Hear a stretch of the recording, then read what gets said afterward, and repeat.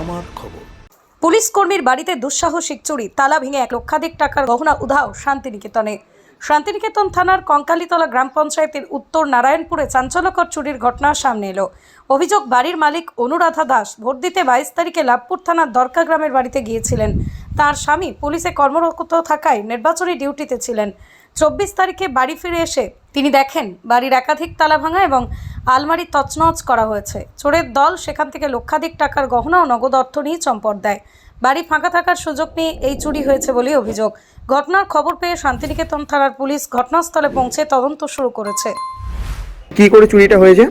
আমরা 22 তারিখ বাড়ি গিয়েছিলাম, ইলেকশন ছিল।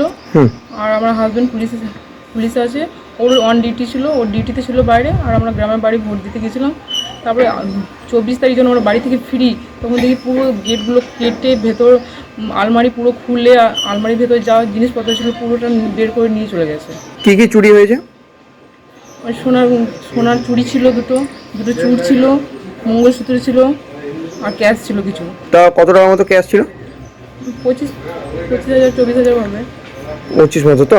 আর কিছু এমনি চুরি হয়নি তো? না, এমনি কিছু চুরি হয়নি। ঠিক আছে, পুলিশ কোনো পদক্ষেপ নিয়েছে? না, এখনো পর্যন্ত একবার এসেছিল এনকোয়ারি করতে, তারপরে এখনো পর্যন্ত আমরা কিছু পাইনি।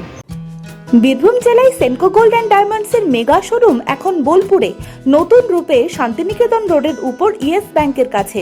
দক্ষ কারিগরিতে তৈরি হালকা থেকে ভারী ওজনের আধুনিক ডিজাইনের সোনা, হিরে, প্লাটিনাম, রূপোর গয়নার বিপুল সম্ভারের সঙ্গেই দ্বিতল এই শোরুমে রয়েছে কস্টিউম, জুয়েলারি এবং গ্রহরত্ন।